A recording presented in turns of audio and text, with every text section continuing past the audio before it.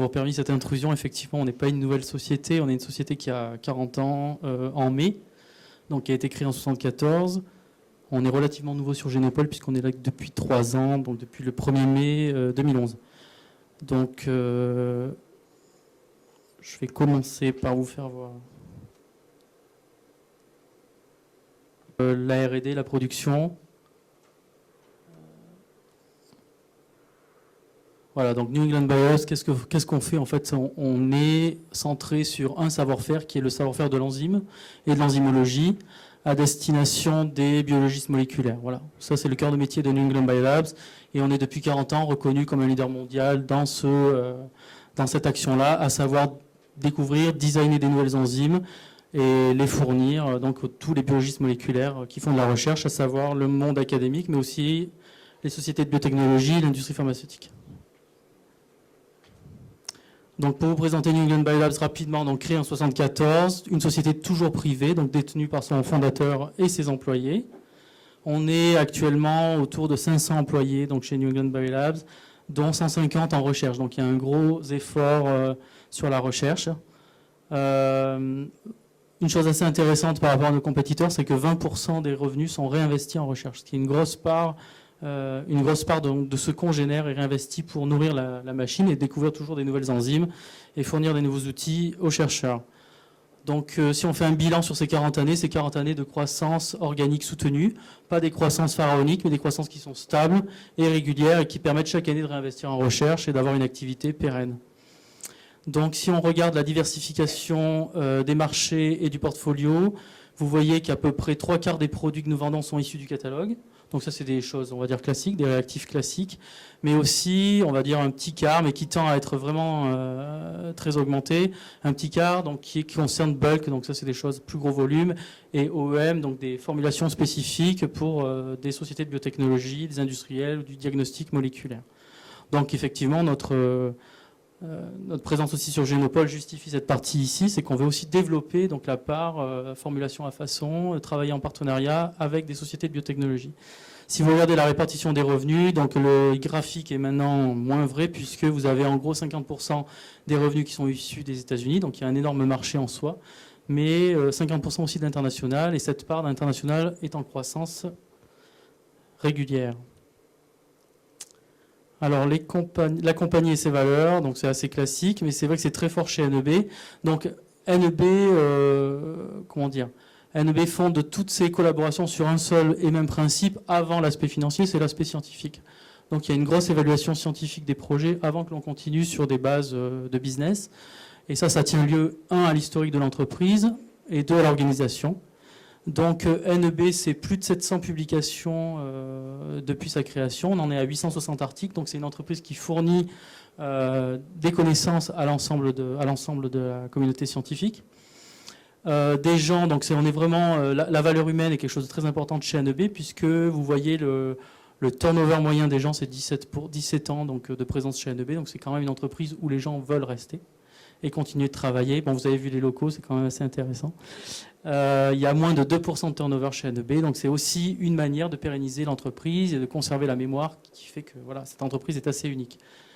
En termes de qualité, bon, effectivement, NEB, depuis le début, a concentré tous ses efforts pour délivrer des produits de très haute qualité, avec chaque année des nouvelles, avec l'évolution des technologies, des nouvelles méthodes d'analyse pour délivrer les produits les meilleurs qui soient sur le marché. Donc ça va d'une analyse toute bête de culture microbiologique jusqu'à maintenant, on peut vérifier certaines qualités de produits par spectrométrie de masse ou par analyse par séquençage au débit.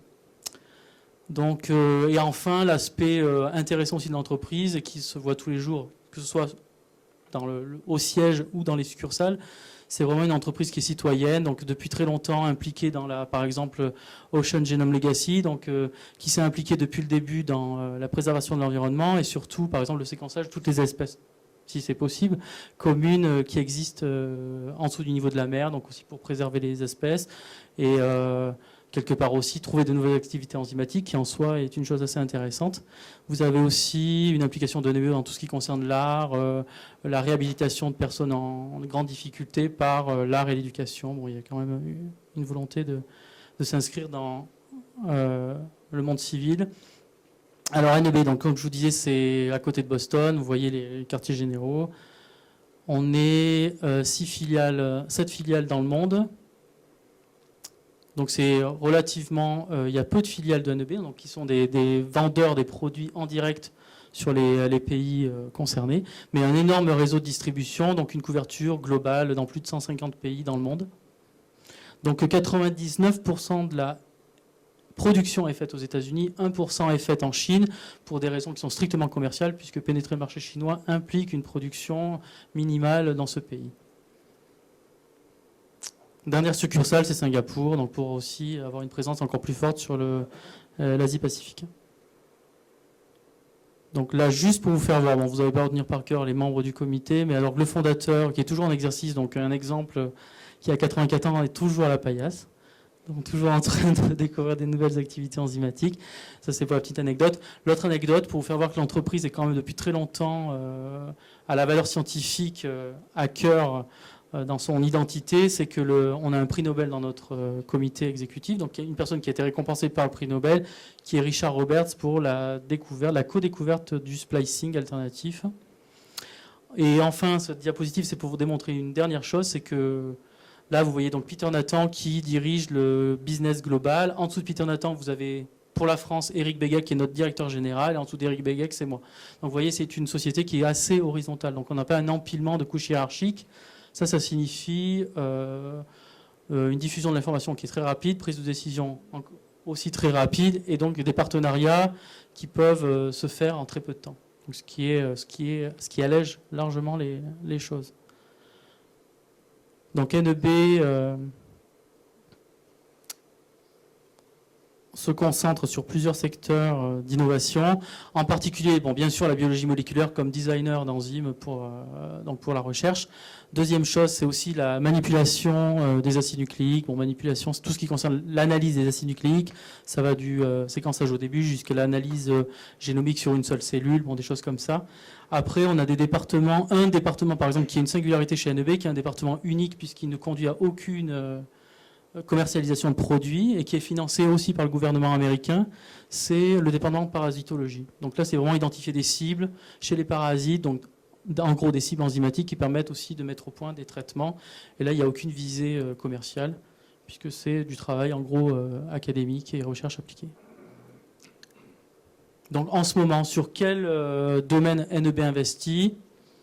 Donc on investit sur ce qui est les manipulations du génome, en particulier des nouvelles méthodes de clonage plus simples, plus rapides, qui peuvent faire abstraction des enzymes de restriction.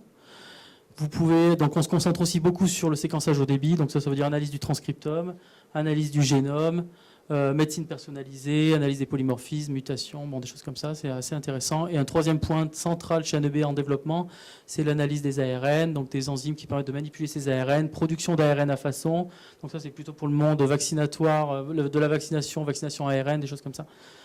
Donc ça, c'est les projets actuellement chauds dans l'entreprise. Bien sûr, il y a une partie business développement et c'est aussi pour ça qu'on est sur Génopole. C'est en gros, qu'est-ce qu'on veut faire? C'est établir des partenariats avec des entreprises, sociétés de biotechnologie, en particulier la biologie synthétique, qui est actuellement quelque chose de très... de ce qui est, comment dirais-je, au top en ce qui concerne la biologie moléculaire. Bon, il y a Digital PCR, c'est aussi faire du licensing in-out pour certains produits. Par exemple, nous, on a une nouvelle enzyme qui est sortie, qui a été un licensing en partenariat avec Biorad, donc on essaye de développer beaucoup de choses. Aussi, construire des partenariats avec le monde du diagnostic. Donc c'est quelque chose qui n'est pas forcément actuellement quelque chose de très important chez NEB, mais c'est aussi une voie que l'on veut explorer, le diagnostic moléculaire. Et enfin, on a initié depuis quelques années un Gap Project, donc identification chez NEB des manques, puisqu'on a toujours des manques dans tout ce que l'on peut faire, et on essaye donc d'acquérir des licences ou d'acquérir des technologies par partenariat pour combler ces manques. Alors pour vous dire, NEB France, c'est beaucoup plus petit que NEB Inc., puisqu'on est 9. On est établi depuis mai 2011, situé sur la Génopole d'Evry, donc bâtiment 8, porte 841, là on ne peut pas être plus précis. C'est une filiale pleinement opérationnelle, et donc entité, bien sûr, une société de taille humaine, puisque bon, à 9, on peut pas faire moins. Et NEB, depuis aussi pas mal longtemps, s'attache à recruter des gens qui ont une bonne formation universitaire, puisque les personnes que l'on recrute chez NEB sont à minima un master en sciences jusqu'au doctorat et sinon des post-docs, avec la plupart du temps des expériences à l'étranger.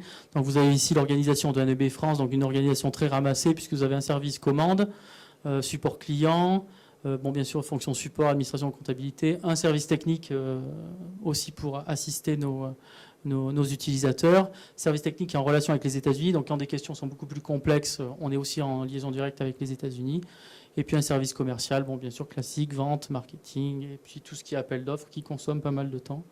Alors qu'est-ce qu'on veut faire nous sur Génopole? C'est simple, c'est bien sûr il y a une activité commerciale de base, à savoir délivrer des produits qui sont de très haute qualité pour les biologistes moléculaires, et il y a de la biologie moléculaire ici.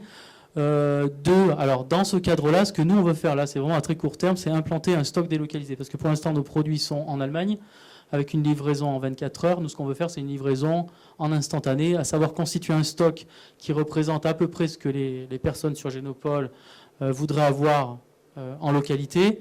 Et là, une disponibilité des produits tous les jours entre 10h et 15h. Voilà, c'est ce qu'on aimerait faire sur Génopole. Enfin, ce qu'on veut faire aussi, c'est établir des partenariats. Ça veut dire du co-développement de produits, ça veut dire du licensing si c'est possible, du OEM, ainsi de suite, tout ce qui peut se faire. Juste un dernier exemple pour voir qu'on est quand même assez actif en France. On vient de signer un partenariat avec la société Transgène sur le cluster Alsace Bio-Vallée, sur développer conjointement un partenariat sur les bioprocess, parce qu'ils avaient des soucis de bioprocess. Donc nous, on amène un savoir-faire enzymatique. Donc on se dit que ce qu'on peut faire à 550 km, on peut sans doute le faire à 500 mètres. Et c'est notre volonté. Voilà, je vous remercie pour votre attention. Merci.